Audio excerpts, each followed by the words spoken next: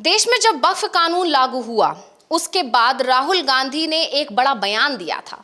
उस बयान में उन्होंने दावा किया था कि अभी वक्फ कानून के जरिए भले ही सिर्फ मुस्लिम समुदाय और मस्जिदें निशाने पर हैं, लेकिन मोदी सरकार का और बीजेपी का अगला निशाना चर्च भी होंगे, यानी दूसरे अल्पसंख्यक भी अब बीजेपी के निशाने पर आ जाएंगे और केंद्र की मोदी सरकार के निशाने पर आ जाएंगे। और जैसा कि राहुल गांधी ने कहा था, ठीक वैसा होता हुआ भी दिखाई दे रहा है। और बड़ी बात यह थी कि राहुल गांधी ने जो ये बयान दिया था वो ऑर्गेनाइजर में छपे एक लेख के आधार पर दिया था। और आप सभी जानते हैं कि ऑर्गेनाइजर आरएसएस का मुखपत्र है और उस लेख में चर्चों के पास कितनी संपत्ति है उसका उल्लेख किया गया था। हालांकि राहुल गांधी के इस बयान के बाद आरएसएस ने अपना वो लेख हटा दिया, लेकिन ये मुद्दा अब चर्चा में बना हुआ है। लगातार ये दावे किए जा रहे हैं कि मस्जिदें ही नहीं, आने वाले समय में चर्च और दूसरे अल्पसंख्यक समुदाय भी मोदी सरकार के निशाने पर आएंगे। उनकी संपत्तियां भी हड़पी जाएंगी और उन संपत्तियों को लेकर मोदी सरकार सिर्फ अपने उद्योगपति मित्रों को देगी और अपनी जेबें भरेगी। इस तरह के तमाम आरोप मोदी सरकार पर लगी रहे हैं, लेकिन इन सब के बीच में इन आरोपों पर मोहर लग गई छत्तीसगढ़ के रायगढ़ जिले से सामने आए एक वीडियो से। पहले आप उस वीडियो को देखिए कि उस वीडियो में ऐसा क्या है जिसके बाद से इस तरह के आरोप एक बार फिर गहरा गए हैं।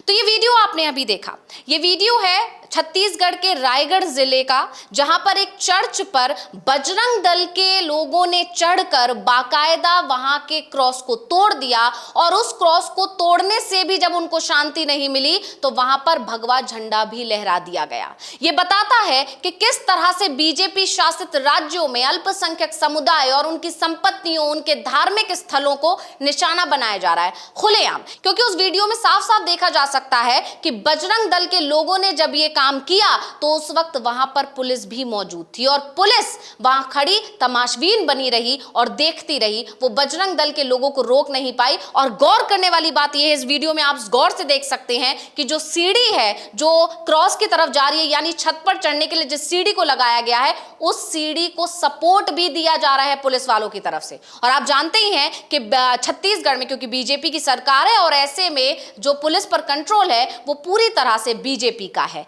ऐसे में पुलिस भी वहां पर किसी भी तरह का कोई एक्शन लेती हुई दिखाई नहीं दे रही है। ना तो पुलिस की तरफ से कोई हाथापाई की गई, ना ही डंडे बरसाए गए, ना कोई फायरिंग की गई। जबकि इसके उलट अगर किसी विपक्षी दल की तरफ से या किसी विरोधी की तरफ से, जो कि मोदी सरकार का विरोधी हो या बीजेपी शासित राज्य में सरकार विरोधी हो, कोई छोटा सा प्रदर्शन भी किया जाता है, विरोध प्रदर्शन भी किया जाता है, तो पुलिस बाकायदा डंडे बरसाते हुए नजर आती है। तमाम ऐसे वीडियो सामने आते रहे अविनाश जी, जिसमें यह देखा जाता है कि पुलिस कैसे दौड़ा दौड़ा कर पीटती है प्रदर्शनकारियों को। यहां तक कि छात्रों पर भी डंडे बरसाए जाते हैं जब वो अपनी मांगों को लेकर विरोध प्रदर्शन करते हैं, चाहे यूपी हो, चाहे बिहार हो, चाहे दूसरा कोई भी राज्य हो। लेकिन इस वीडियो में साफ तौर पर देखा जा रहा है कि किस तरह से चर्च पर बजरंग दल के लोग चढ़ रहे हैं। सीधे सीधे तौर पर कहा जाए तो बजरंग दल के गुंडे चढ़ रहे हैं और पहले क्रॉस को तोड़कर फेंकते हैं और उसके बाद भगवा झंडा वहां पर लहराते हैं। नहीं, बिल्कुल जिस तरीके की ये घटना घटी है, बीजेपी का वहाँ शासन चल रहा है लंबे समय से। बीच में 5 साल के लिए कांग्रेस की सरकार जरूर बनी थी, लेकिन छत्तीसगढ़ में जिस तरीके से जो बजरंग दल के लोग हैं वो पूरी तरीके से अनियंत्रित हैं। उन्हें सत्ता का तो संरक्षण मिला ही हुआ है, प्रशासन को वो गिनती में ही नहीं रखते हैं। और जिस तरीके से पुलिस की मौजूदगी में चर्च की छत पर चढ़ा गया क्रॉस के साथ, जिस तरह छेड़छाड़ की गई है और वहाँ भगवा झंडा फहरा दिया गया है, और उसके बाद भी अभी तक किसी के खिलाफ खिलाफ कोई एफआईआर दर्ज नहीं हुई है। यानी कि प्रशासन का सीधा सीधा संरक्षण मिला हुआ है, क्योंकि वीडियो में साफ दिखाई दे रहे हैं, वो सारे चेहरे सामने नजर आ रहे हैं जो एक धर्म स्थल को अपवित्र करने की कोशिश कर रहे हैं और उनके खिलाफ कोई कार्रवाई नहीं हो रही है। तो साफ दिखाई दे रहा है, जिस चीज को लेकर राहुल गांधी लगातार बोलते रहे हैं कि बीजेपी की कोशिश यही है कि देश में मनु संहिता को लेकर आया जाए, जबकि कांग्रेस लगातार संविधान का बचाव कर रही है कि भाई संविधान जो देश को मिला हुआ है वही लागू रहेगा इस देश पर, और बीजेपी कितनी भी कोशिश कर ले वो मनु संहिता लेके नहीं आ पाएगी। लेकिन जहां बीजेपी की राज्य में सरकार है वहां जो घटनाएं घट रही हैं, वहां जिस तरीके से दूसरे धर्म के लोगों को निशाना बनाया जा रहा है, अभी तो वक्फ कानून वाला जो मामला सुप्रीम कोर्ट में है उस पर सुप्रीम कोर्ट का कभी भी फैसला आ सकता है। जिस तरीके से वक्फ कानून के फैसले से पहले ही तमाम मस्जिद, दरगाह और उनके धर्मस्थलों को तोड़ा जा रहा है, उसको लेकर सुप्रीम कोर्ट नाराजगी भी जता चुका है। अब ऐसे में अगर वक्फ कानून मान के चलते यदि उसमें कुछ प्रावधानों को छोड़कर सुप्रीम कोर्ट उसको मंजूरी दे देता है तो मुस्लिम समुदाय के लिए कितनी मुश्किलें खड़ी हो जाएंगी। ये चीज़ अब जो चर्च को देखकर भी आप कह सकते हैं, क्योंकि राहुल गांधी तो लगातार बोल रहे हैं कि अभी शुरुआत में मुस्लिम धर्म को टारगेट किया गया है, उसके बाद ईसाइयों का नंबर भी आने वाला है, और ईसाई समुदाय बीजेपी और जो हिंदू संगठन है उनके टारगेट पर बहुत समय से बना हुआ है, और उसकी झलकें लगातार हमको दिखाई भी देने को मिलती रही हैं। और अब जो छत्तीसगढ़ से जो जिस तरीके की तस्वीरें सामने आ रही हैं, जो वीडियो सामने आ रहे हैं, वो साफ बता रहे हैं कि बीजेपी के टारगेट पर हर धर्म के लोग, जितने भी अल्पसंख्यक धार्मिक अल्पसंख्यक हैं, वो सभी बीजेपी के टारगेट पर हैं। वो सिर्फ और सिर्फ मनु संहिता के अनुसार काम करना चाहती है। जी बिल्कुल, यहाँ पर अविनाश जी जैसे ये वीडियो सामने आया है, इस वीडियो के सामने आने के बाद, वो भी जब वक्फ कानून को लेकर देश में चर्चा गरमाई हुई है, बहस छिड़ी हुई है, कई लोग इसका समर्थन कर रहे हैं तो कई लोग इसका विरोध कर रहे हैं, नजरें सभी की सुप्रीम कोर्ट पर हैं कि सुप्रीम कोर्ट क्या फैसला देने वाला है, मुस्लिम पक्ष के तरफ जाएगा फैसला या फिर सरकार के पक्ष में जाएगा। इस सब को लेकर जहां बहस छिड़ी हुई है और ऐसे में ये वीडियो सामने आ जाता है।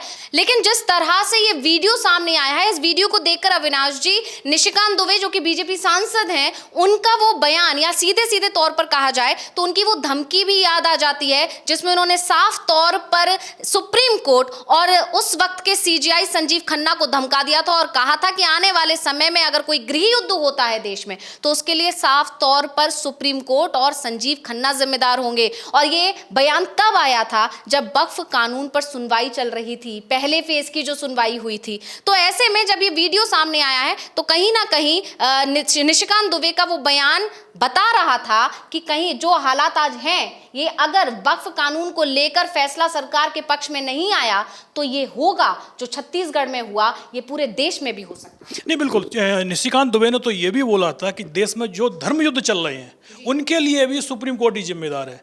और जो धर्म युद्ध जिस तरीके के वीडियोज इस समय सामने आ रहे हैं, ये निशिकांत दुबे की नज़र में ये क्या है?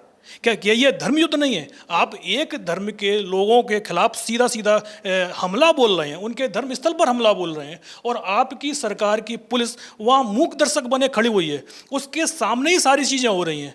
यानी एक तरीके से आपने जो सत्ता का प्रदर्शन है, ताकत का प्रदर्शन आप कर रहे हैं कि अल्पसंख्यकों को बोलने का एक आज़ादी भी, उनको धर्मस्थल में जाने की आज़ादी भी एक तरीके से आप छीनने की कोशिश कर रहे हैं। तो धर्म युद्ध के लिए जिम्मेदार सुप्रीम कोर्ट है कि जो बीजेपी और उससे जुड़े हुए संगठन के लोग हैं, सुप्रीम कोर्ट की तरफ से तो लगातार इस तरीके की कार्रवाई पर रोक लगाने की कोशिशें चल रही हैं। जो इस तरीके की घटना होती हैं, कई मामलों में तो सुप्रीम कोर्ट स्वतः संज्ञान ले लेता है, क्योंकि राज्य सरकार की तरफ से तो कोई कार्रवाई नहीं होगी इस मामले में, ये तो दिखाई दे रहा है। क्योंकि अभी तक कार्रवाई होना होती तो कार्रवाई शुरू भी हो चुकी होती। जो लोग वीडियो में साफ साफ दिख रहे हैं वो अब तक सलाखों के पीछे पहुंच गए होते।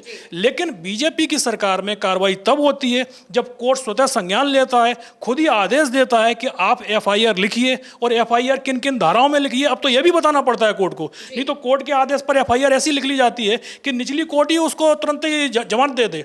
तो ऐसे में सवाल तो बीजेपी की सरकार पर ही उठ रहे हैं। और साफ है कि जिस तरीके से बीजेपी और हिंदू संगठन के लोग दूसरे धर्म को निशाना बना रहे हैं, उससे साफ है कि अगर इनको नहीं रोका गया तो जो चीज़ निशिकांत दुबे सुप्रीम कोर्ट के लिए बोल रहे थे वो हकीकत में उन्हें अपनी पार्टी और अपनी पार्टी से जुड़े हुए संगठनों के लिए बोलनी चाहिए। हालांकि इस पूरी घटना को लेकर दावा यह भी किया जा रहा है कि एक हनुमान मंदिर को निशाना बनाया गया था, उसके बाद बजरंग दल के लोगों ने चर्च को निशाना बना लिया। लेकिन इसके बाद भी बड़ा सवाल ये उठता है कि आखिर बजरंग दल के लोगों ने कानून को अपने हाथ में लेने की हिम्मत कैसे की, किसके समर्थन से की, किसके इशारे पर की। और जिस तरह से पुलिस वहां मौजूद है और पुलिस के सामने बजरंग दल के लोग ये कर रहे हैं, तो उस पे साफ है कि कहीं ना कहीं पुलिस को इस मामले की पूरी जानकारी थी, बावजूद इसके बजरंग दल ने ये काम किया। साफ है कि कहीं ना कहीं सरकार का संरक्षण भी इन लोगों को मिला हुआ है। बहुत बहुत धन्यवाद अविनाश जी तमाम जानकारी देने के लिए,